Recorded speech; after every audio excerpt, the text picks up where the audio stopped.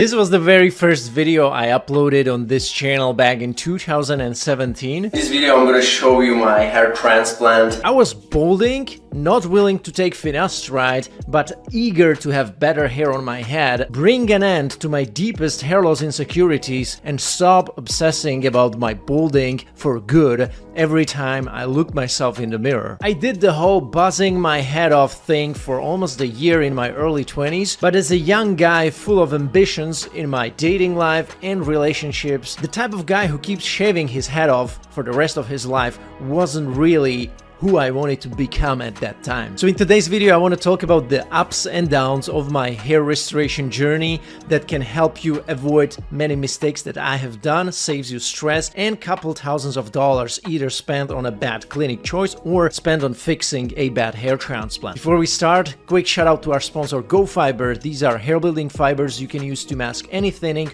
or patchy areas on your scalp to make your hair look thicker and better. So make sure you check out the link in the video description below where you can visit GoFiber, get a free sample of your choice, and try them out. See if you like them. Hey, welcome back to Let's Get Hair. If you are new and you are considering a hair transplant, make sure you watch my hair transplant playlist I decided to call Most Important to Watch Before Your HT. Link is in the video description below, as this will help you maximize your hair transplant success, helps you avoid bad hair transplant practices in this unpredictable and regulation-lagging hair transplant industry. Now, my first hair transplant 3,700 grafts has been done in 2017. In reality, I got 2,600 grafts only. After some doctors had taken a look at it in 2018 and 19, and they told me like, Matt, hey, they actually cheated you. This is no 3,700. They also over-harvested one side of my head. The hair, however, grew in fully without patches at least, which is quite good for a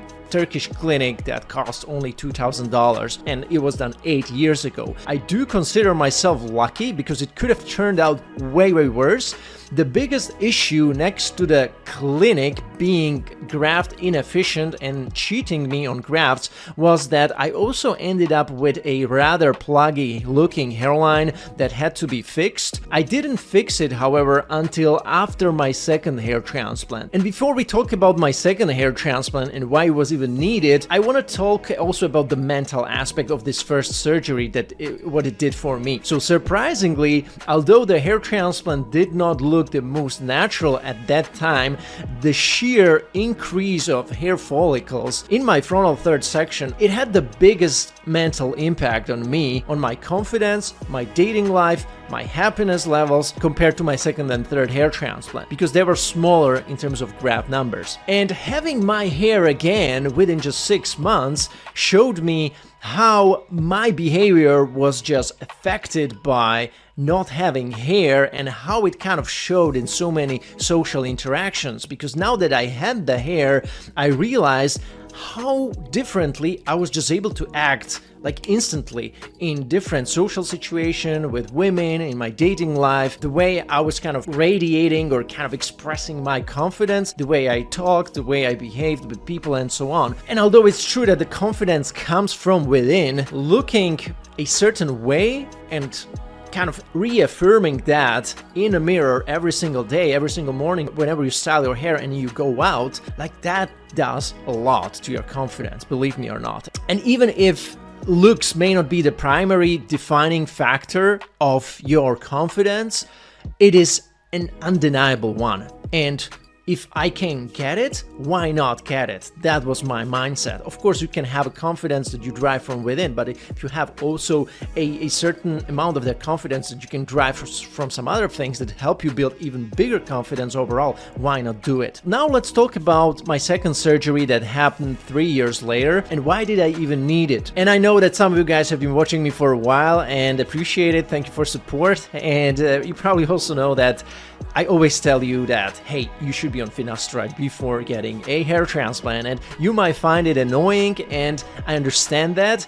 And believe me or not, I was the same type of guy. I did not want to get on finasteride as a 23, 24-year-old guy. So I understand everybody who comes to me with the idea of getting a hair transplant and he says, Matt, I don't want to take it. I understand it, but I still highlight the importance of taking finasteride. Why?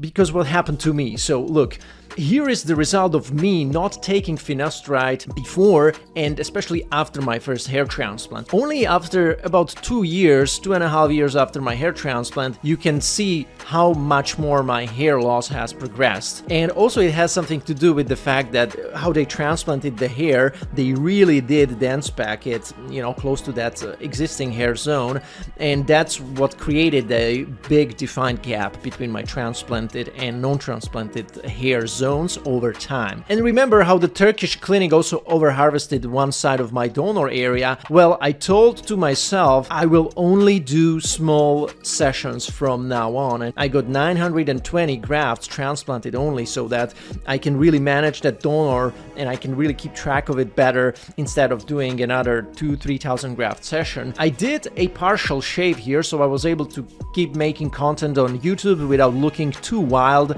and also my dating life remained almost uninterrupted except for the first 2 weeks after the surgery when everything was like scabbed up, but then it was okay. The yield of my second mini surgery was quite good and I was really happy with it. My hair did look better than after my first surgery thanks to not only the second hair transplant but also being on finasteride at this point before my second surgery and during and after surgery. So at this point I'm taking finasteride already in the long run until right now pretty much. So a few months later, however, I think it was 4 to 5 months after my second hair transplant, I had 150 grafts removed from the frontal hairline in both frontotemporal transitions. Yes, there were also many triple grafts. Unfortunately, it's a follicle that sprouts 3 hairs.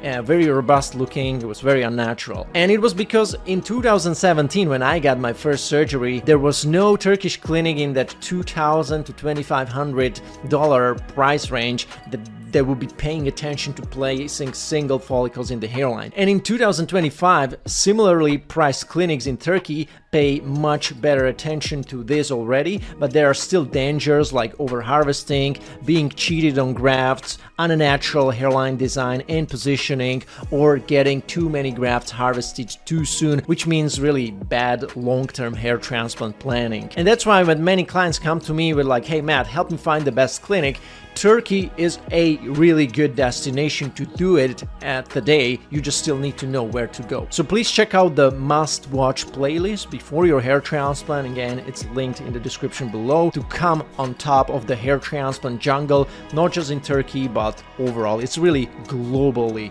So all the rules are in the playlist that you need to pay attention and pitfalls to avoid. My hair transplant number 3, guys, it actually happened in 2020, late 2020. So it was almost 4 years after my first hair transplant. I didn't need it urgently, but after having been on finasteride for a year at that time without major issues like side effects, I got a great response. That kind of made me decide to strengthen my temples and also add more softness and naturalness to the hairline, because after they removed like quite a bit of grafts from the front, the hairline lacked a little bit of fullness and density and I couldn't really style it up. And that's why we ended up doing 950 grafts this time in total. We shaped up the hairline and temples, added several hundred single grafts in the hairline. For support, for more volume and density, we added doubles and triples inside into the frontal third zone behind the hairline for extra support and volume, so deeper into the hairline. This is the result after the third hair transplant, and this is also my current status, which you can see right here. And this is like the last touch that has been done 4 years ago. The front looks good for me. I love it. It could be thicker, because I have super fine hair. It always could look thicker. Recently, I also visited Dr. Zarev because I wanted to know how many follicles do I still have left in my donor zone.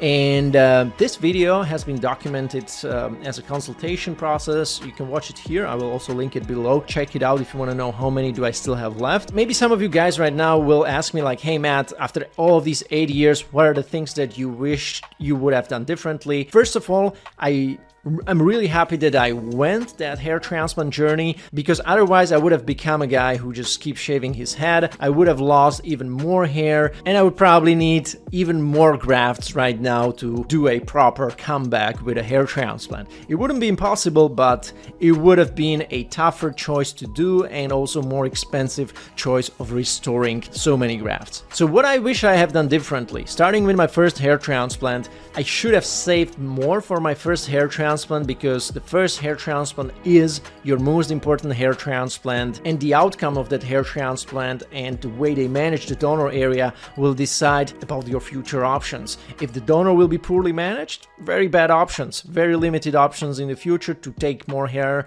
or to do some major surgery. I wish I had talked to an expert or a hair transplant doctor in person before my surgery number one, instead of just talking to the clinic online or to their customer support and then just flying to Turkey with the information of you're getting this many grafts, you need to be at the clinic and we will do the hairline design.